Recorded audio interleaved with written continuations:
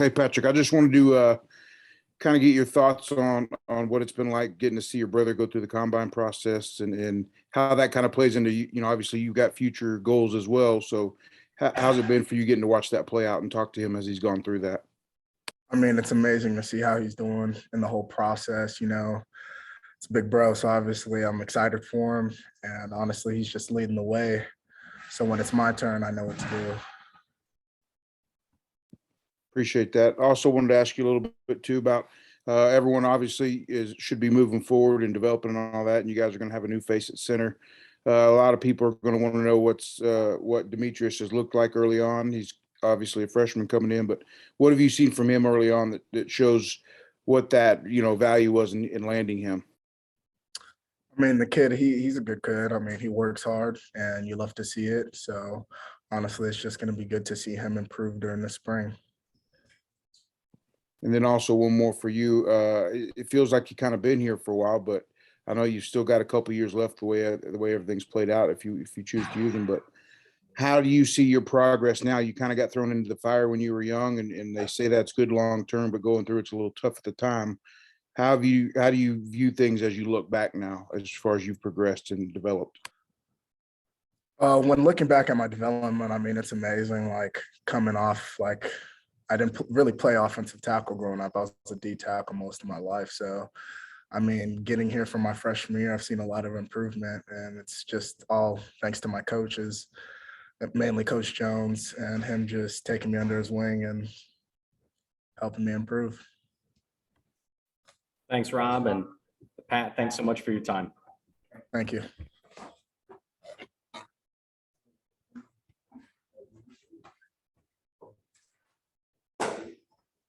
Oh, you going crazy? Crazy here.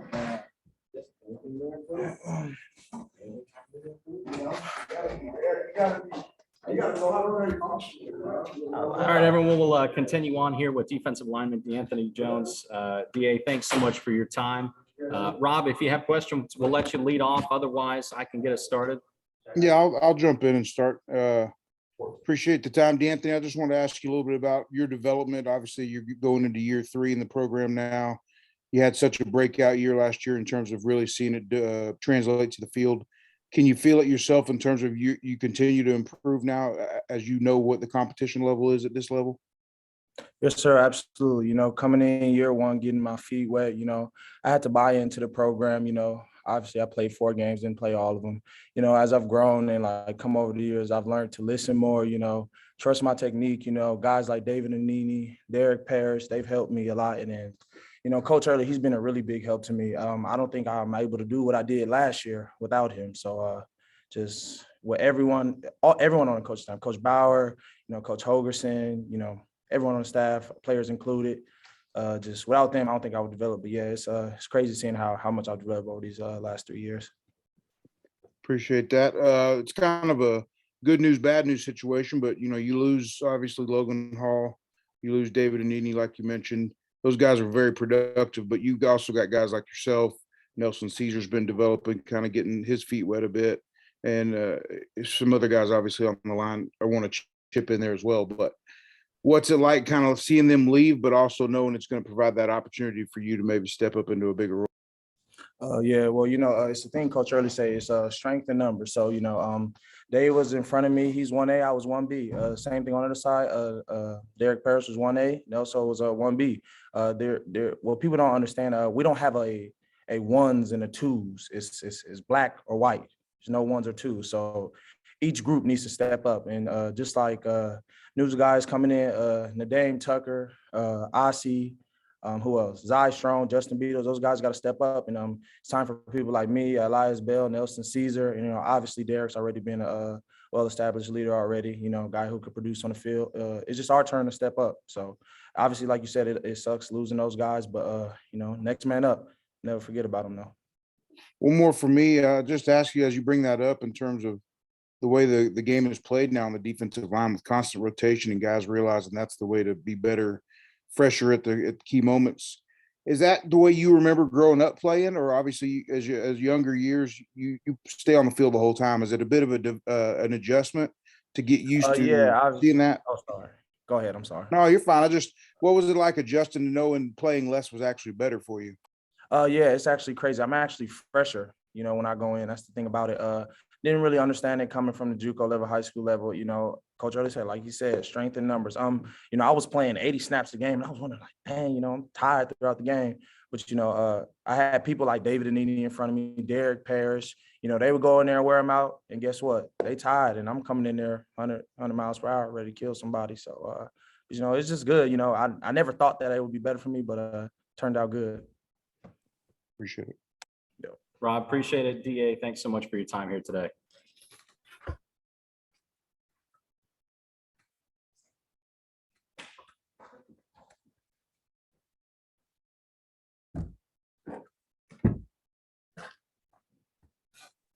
All right, everyone, we'll move right along with defensive back Gervarrius Owens. Gervarrius, kind of lead us off here. Just what do you like from what you've seen here through the first couple of weeks of spring practice, and what is the message here as you all get a little bit of a break with spring break and then return to action?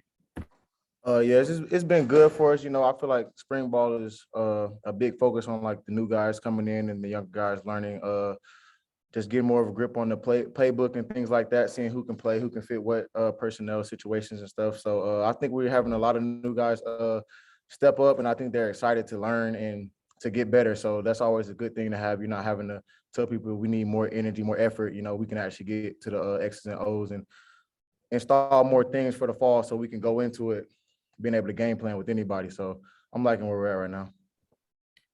Rob, I'll defer to you if you have any questions. If not, I'll continue along. Yeah, I'll jump in here with a couple real quick. Gervarrius, what's it feel like now? Obviously, kind of the same question I asked Anthony. It feels like you've been here a while, but you obviously have a little bit of eligibility left. How long ago does it feel, or how long does it seem back when you first got here, and how much more confident do you feel in your development, in your game? Man, it feels like forever ago. Just seeing how far the team has come from when I first got here to now, and just losing guys like 8 and 6 to the draft, of course. Like it's like now my development goes more from just being able to produce on the field versus now I have to bring young guys along and step up into a more leadership role to be able to replace the guys that we lost. But I like everything. We're way more closer than we've ever been. We can check each other as players, and coaches don't have to do those type of things. We have a team like that, then 9 times out of 10 you're going to have a pretty solid team going into the season. So I just like that we're able to coach each other up and get each other going and things like that. So I think we're going to have a good year. Yeah, you bring up the young guys a little bit. Obviously, you got a lot of experience back there with you and Tabo and everybody 5 back there still. Obviously, you guys played a lot last year, but you bring up the younger guys. Who are a few guys that that are probably going to be needing to step up and eat up a few of those more snaps this year, and how have you seen them start to develop a little bit? Yes, sir. Just like I said, with 8 and 6 leaving, we have Alex Hogan, Art Green. We're going to need to see a new guy, Jalen Emery, step up. And I feel like they're more than capable. They're working on their technique every single day.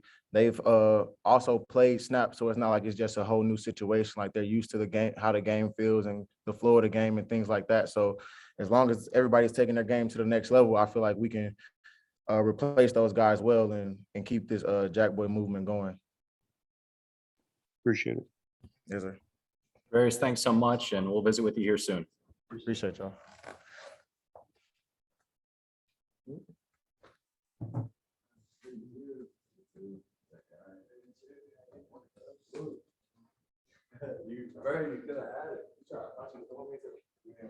Hey, what were you doing? I thought you were rolling the cover 2. I thought you were rolling all the way to the other side of the field, and then you ended up getting in the middle. You had me fooled.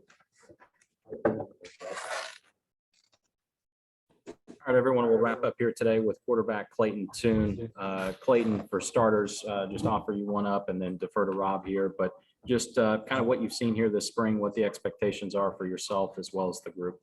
It's been good. Everyone's excited to be back out here playing ball, putting the pads on. But the expectations are high. We had a good season last year, and I think we got a target on our back. And we know that. So we're living up to the standard that we set. And a lot of guys are stepping up, making plays. And as for myself, I just want to keep getting better every day and, just work towards the goals that I set when I was a little kid. So just continuing to do that and getting better every day. All right, Clayton, just want to ask a couple for myself here. As you enter your last year here, you've been here for quite a while, obviously, and you've kind of lived through the bad and lived through the good now after last year, getting to see the success and seeing it translate to the field. What do you think that does, not just to you, but also the rest of the team and the guys that have lived through both ends of it? What does that do to their drive, having seen both ends of it now? I think you just gain a different appreciation, for the game and for the grind. When you're here and you endure bad times and you endure it with, the same people, you kind of grow close together and you kind of form a bond. And then you just, you realize how hard it is to win, and, you learn what works and what doesn't. You take the good out of those seasons where you don't have success, and you throw away the bad. And then you just try to, build on top of it and, use the good things and, have a player-led team and do the things that are going to help you win as many games as possible. Yeah. I wanted to ask your opinion. Coach went out, obviously, and was able to get a lot of extra new targets through transfers and high school guys as well. What have some of those new faces looked like to you early on? Obviously, y'all got some time. Y'all need to build some more chemistry and whatnot. But some of the new faces that have come in, how's that looked early on for you as far as new targets? They look good, man. That receiver room's as good as it's been, since I've been here. We got Sam Brown, who transferred from West Virginia, who's a really dynamic athlete, really good player. Obviously, Tank Dell is back, who is, one of the best receivers in the country. Matthew Golden, coming out of high school, is, really advanced for his age. I think he's going to be a really good player. I think a guy who's going to burst onto the scene is Kion Wafer. I think this will be his third year, but he's really taken some big strides, and I think he's going to make a lot of plays for us this year. And then Joseph Manjak, the transfer from USC who came in, and he's also going to make a lot of plays. He's a really dynamic athlete, just like Sam. And I think those two on the outside, with the addition of Golden and, other guys, it's a really good room so far. It seems kind of rhetorical, but can you just describe a little bit more, having, you've had Tank as such a good target, some other guys as well, but the more you add, the more that you're able to roll those guys and get them rest and use them less. That should obviously translate to better performance on the field, right? Yeah, for sure. We want to keep those guys as fresh as possible. It's a long game, and when you're running a lot of routes and, straining your body as hard as they do, you want to be able to rotate people in and keep everyone healthy. One last one for me real quick, just kind of about the transfer portal. You guys are kind of the first ones to go through it and kind of start seeing the way that it impacts a program. And it's obviously done well for you guys in terms of bringing in a lot of new faces and some targets that should help you. But you guys have lost a few faces as well. What do you think in terms of as this moves forward? How do you see it, its impact on the game? And do you think overall it'll be a better thing? I think it's good for a lot of players. Some guys, it doesn't work out. But, I think it's a good thing. It's helped us. I think if guys want to go somewhere else, I think, once they get somewhere, I think they should try their best and do everything they can to, earn a spot and play where they are. And then if it just doesn't work out for whatever reason, I think it's perfectly fine for them to hop in the portal. And, other teams, everyone out there needs something, needs some position, whatever it is. So I think it's a good thing for guys and for teams for sure. Appreciate it. Thanks, Rob. Thanks so much for your time, Clayton. Yeah, appreciate it.